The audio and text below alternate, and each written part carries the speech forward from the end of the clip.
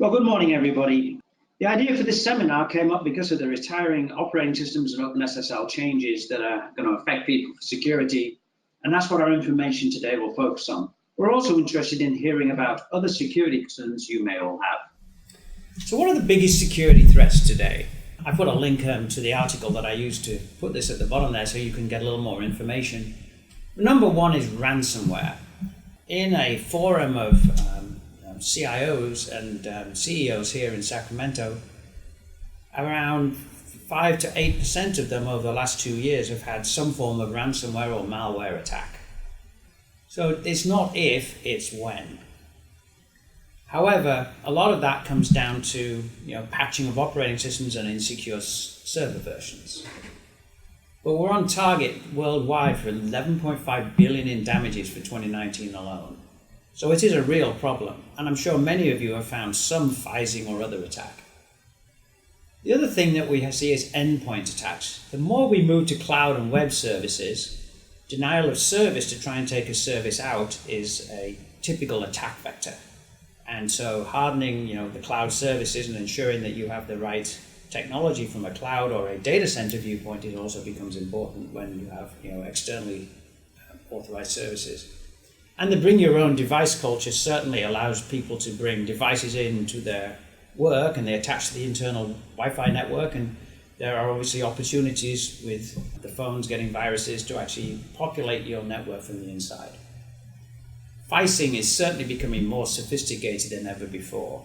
With emails they're getting more sophisticated in how they look, and it makes we even get internal employee type emails that look like it's coming from another employee in many businesses to the world today.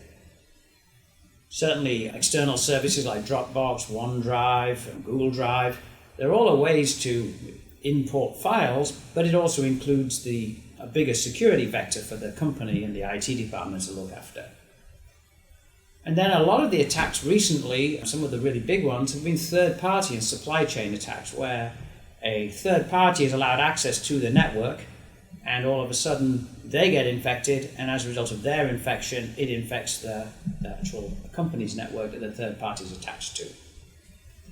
So there are real issues out there today. So what are the things we can do about it? And some of these are actually based on things we're seeing in the field. It is imperative that operating system security updates are applied every month when they come out. Microsoft is even more frequent these days, especially to the server operating systems. Now, a lot of people might say, I'm behind a firewall, my servers are in the inside, there's no way they can get infected. But as we saw in the previous slide, a lot of the attack vectors come from inside the business these days, not from outside. If there's any form of HTTPS or SSL communication, many compliant companies are required to encrypt everything between two computers, as well as across the disk and across to external. It's not just HTTPS at the external side, it's actually SSL between computers inside the same network. A lot of SSL is based on OpenSSL, and that means security updates to OpenSSL have to be kept up to date. If you're on Linux, those come from the manufacturer. However, Linux or AIX or Solaris, the same requirement is occurred to provide the regular monthly security updates the same as Windows. Application security updates are also very common. If you were using the .NET Core, then the framework updates to .NET Core itself come as you rebuilding your application with those .NET Core updates, so that's changing over time, and then you have to redistribute your application. But that's not typically been something that's had to happen with Synergy customers in the past, but the more we use .NET and .NET Core, the more that becomes issues. Runtime frameworks get security updates. Synergy gets security updates, and we announce those. .NET Framework has security updates. You may have other frameworks. You may have other NuGet packages that you've included in your application that have security updates that you have to apply and reship your application. Unfortunately, a lot of people don't realize that their firewall also has to have a service, and that's something you have to pay for, and you have to then make sure that your firewall automatically downloads its security updates and signatures. In fact, the FortiGate ones have actually an optional feature that they'll do the monitoring and intrusion detection for you. Not a lot of people understand the intrusion detection is just as important as they go through with their firewalls. And then finally, you need to have monitoring and alerts so that you can tell if something's happening on your network even out of hours, so someone can do something about it with unusual activity before you actually get attacked inside. So why are we here today? Microsoft's support lifecycle policy, which I've put a link down below to, says some very common products are ending in 2019. Approximately 40% of the world, according to some statistics, is running Windows 7 and Windows XP still to this day. And a lot of those are in the HIPAA and the healthcare industry. That is the biggest company type that are still using Windows 7 and XP. So Windows 7 Server 2008 R2 will be retired in December of this year. That means no more extended support unless you have a great deal of money to spend, and no more security patches. And that means the attack vector will increase and increase the likelihood that someone inside the company can compromise the company's data. Windows 10 prior to 1809 is also no longer supported. So you should have Windows 10 1803 or less running. After November, there are no more security updates. That's the new Windows as a Service model. And that applies to Windows Server based on the same 1803 builds. So now your Windows Server has to be updated. SQL Server 2008 and 2008 R2 are no longer supported as of July 2019. And coming next year, Exchange Server 2010 and Office 2010 are going to be retired.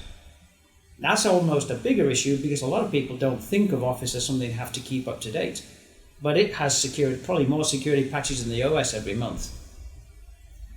So the question is, how are you and your customers preparing to replace systems out of security patches by the end of the year? And how are you communicating this? And that's the discussion we'd like to have at the end. We're going to start some communication here to our complete user base, warning them of this.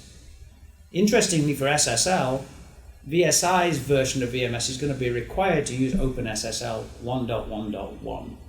And that's interesting because not everybody's got VSI's version of OpenVMS today. So SSL, from a Windows viewpoint, well actually worldwide, if someone uses SSL.org to get their version of SSL, and that's all of us who use Windows, 1.1.0 will be retired in September 29. There are some Linuxes that are already shipping with that. 1.0.2, which is what we tend to see for Windows, will no longer be getting security patches in December, which means 1.1.1 is the only supported OpenSSL from OpenSSL.org. It's also a breaking software change to allow you to work with it. And version 11 of Synergy is the version that will support 1.1.1. So effectively, anyone using SSL on Windows, especially those with compliance, are going to need version 11 to support the correct versions and security fixes of OpenSSL for any clients. Now, some Linux distributions ship with other versions. They may have 1.0.2 and 1.1.0. They tend to backport the security fixes to those versions of the operating system for a period of time. So AIX does the same. If it's only got 1.0.2, they will backport security fixes. However, if someone's on an older Linux that's only supporting 0.98, that's not possible to be secure with anymore. It doesn't support TLS 1.2, which is the minimum recommended encryption level for any communication these days. 1.1 is considered no longer secure. And in version 11, we're going to default everything to high ciphers and TLS 1.2. In fact, that's what Microsoft and a lot of the browsers have done, is they've actually enforced TLS 1.2, and Google really frowns on not using HTTPS to access a website these days. In fact, you won't even get Google page rankings if you're not HTTPS. So Synergex is going to take the route with major versions of it, allowing and defaulting to only things that are currently recommended to be secure. So let's see what we see from the customer base. As we look at customer systems in support, we're seeing a lot of cases where encryption is not turned on between XF Server and XF Server Plus clients and servers. Even that we see them disabling user authentication to control what user is used on the server. And to some degree, that's really not secure because the default user is system for our services, unless you give it an explicit username and password. We also see people across the wide area network actually using Telnet onto Unix boxes and not SSH. That means they are completely open, that anybody can sniff the packets and see any data you type. It's not possible to be compliant across the wide area network unless you're using SSH. And for compliant companies in HIPAA and banking, SSH should be the default if you're using a Unix machine. And encryption should always be turned on for all connections on XF Server and XF Server Plus. We also see people not encrypting social security and account data. There are lots of different states and different countries with different compliance requirements as what has to be encrypted. In Europe, it can be just your account name and your name and address. But we find a lot of people are not encrypting this data when they store it in ISAM files. And also we see compliant companies not enabling disk encryption by default, and that's pretty much a requirement for anyone who's got compliance. Even sometimes we see people with websites that don't support HTTPS. And as we said earlier, that's really a requirement for page rankings these days. And then we find people who are not using up-to-date operating systems. We find old Windows versions, we find Windows versions that have not got the latest Windows updates, they've not kept up to date with Windows updates and security updates. So there's the whole gamut of things. Where are we today?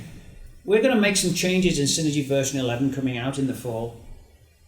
And our minimum .NET Framework version is now going to be 4.7.2. That allows us to take advantage of some features that are available only in that version of the framework. And in reality, that is the supported version of the .NET Framework for anyone on version 4 onwards at this point. And the other thing they support is 3.5. We will support OpenSSL 1.1.1 as well as 1.0.2, and we will auto-select the appropriate APIs. But we recommend that if you're on Windows, you replace your DLLs in dbuilder/bin with 1.1.1 as soon as you can once you've got version 11 installed. We also allow our services now to run as a user rather than as system and root.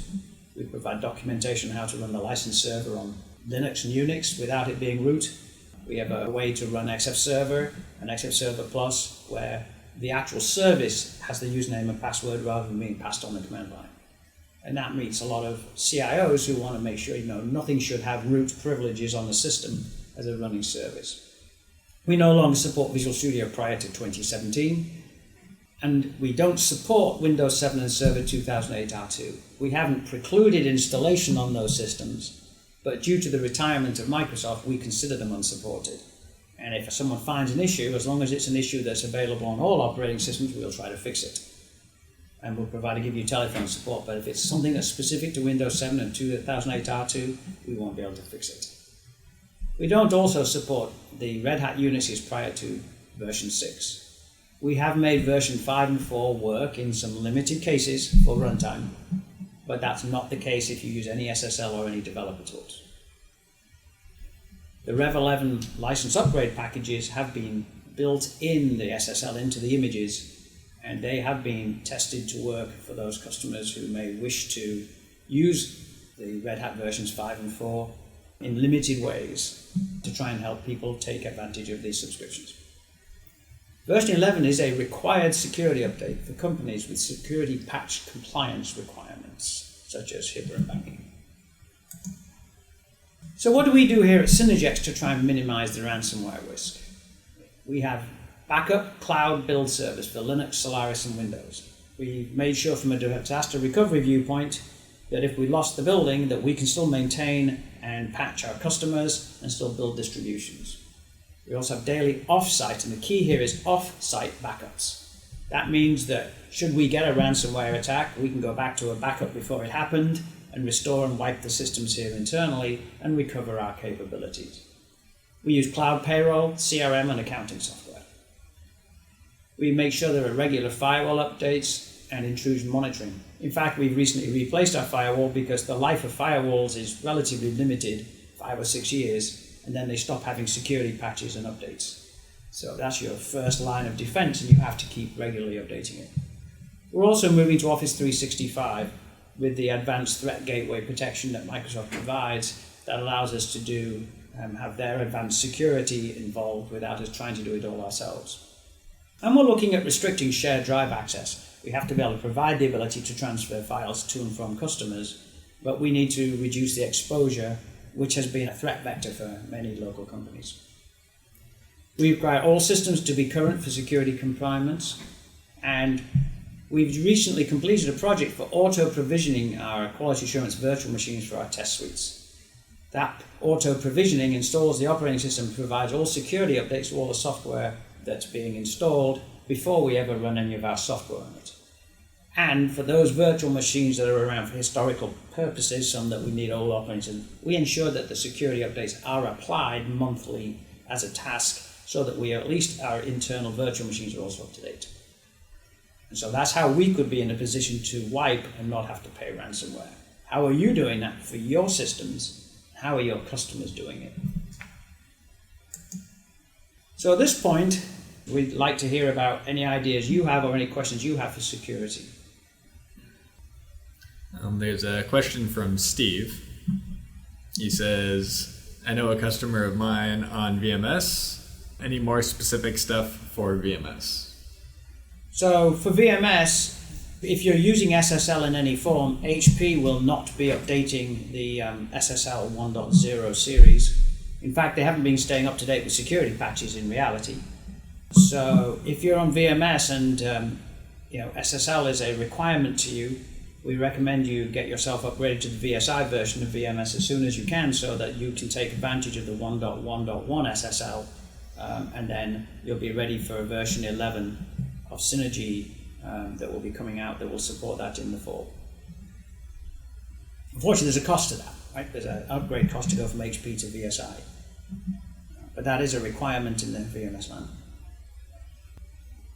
We sort of had the discussion before the meeting. Do you think that the x64 port of VMS will have any meaningful security concerns?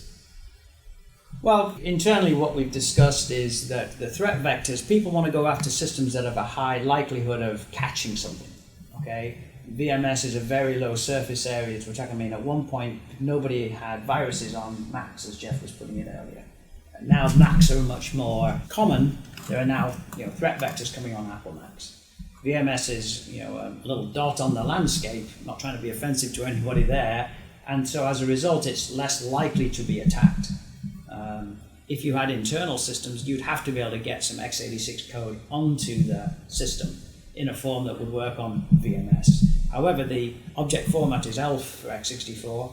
It's similar to a Linux system, so there is more likelihood it could be modified to run with the VMS image activator. But there would have to be a business use case for them to have gained something. Right. So I think the term Jeff uses often is non-state actors probably wouldn't worry about that.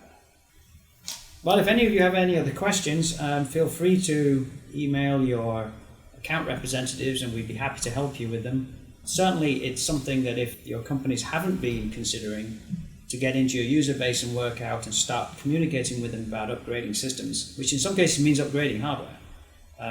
To at least Windows 8 or Windows 10, and more importantly, the server operating systems, getting off of Server 2008 R2, is really very important at this point.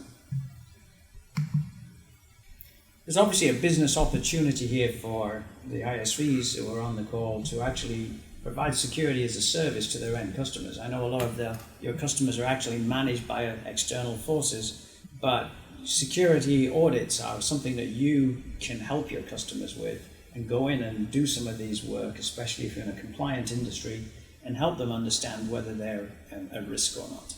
One of the products I like to use is Bell Arc Advisor. It's very good at it keeps more than just operating system software on Windows. It looks at a lot of the applications too and says if they're out of date.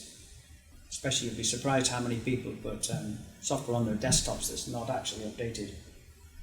Or software that's no longer there, like Java is not recommended often on desktops. But you may find you've got old versions there and it used to be needed for a piece of software and no longer is. Silverlight is also, by the way, going after support from a security compliance viewpoint. So if there's any Silverlight left on systems from old websites, that's something that should get removed from add remove programs on these systems to keep them secure. One thing I'm curious about, you've seen people have disabled user authentication in their the XF server connections. Why do you think that is? It's easy. It's easy? Yeah. Simply let it connect as system? Yeah, just letting things connect and not doing authentication and not doing encryption, it's easier. it's like the default, right? You give it a port number and a machine name, and you don't have to do any configuration, and everything just works. So is this devs have spun up the service, have spun up the process, and then it's never gone through like a rigorous deployment where you're considering the security and how you're running and what auth you have? I don't think it's clear to us how things continue to exist that way or who originally set them up. They're usually at actual customer sites where it'd be pretty unlikely for an actual developer to have been the one that set it up. Someone doing deployment did that setup. So I don't think we know that. Interesting. I mean, that's one of the reasons why at least we can start services at a lower privilege level for version 11. Mm-hmm. So at least we can have a username and password that has appropriate privilege to access the data files but can't access the world.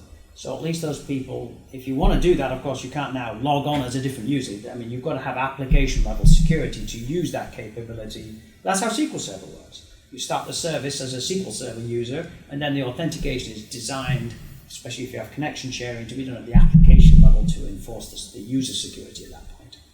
And that's the way people are looking at reducing the attack surface on systems. You don't want people being able to write to System 32 just because you started RSynD with no user and it's a system, right? So all of a sudden you can write to System 32 and then install a virus to XF Server. So we don't want people to be able to do that. Also, one of the new features on 11 is the ability to save off a configuration, a known state for XF Server and XF Server Plus, the services. As a result, then you can restore that state on any system. That might be a way for people to help deploy these in a known state better to their customer sites. Well, at this point, I'd like to thank everybody for joining. We hope there's been some useful information, and feel free to contact us if you would like any further information through the account team or the support team. And look forward to seeing some communications coming from Synergex, and feel free to share that with your internal teams as well as we put out information over the next few months. Thank you very much. Thank you.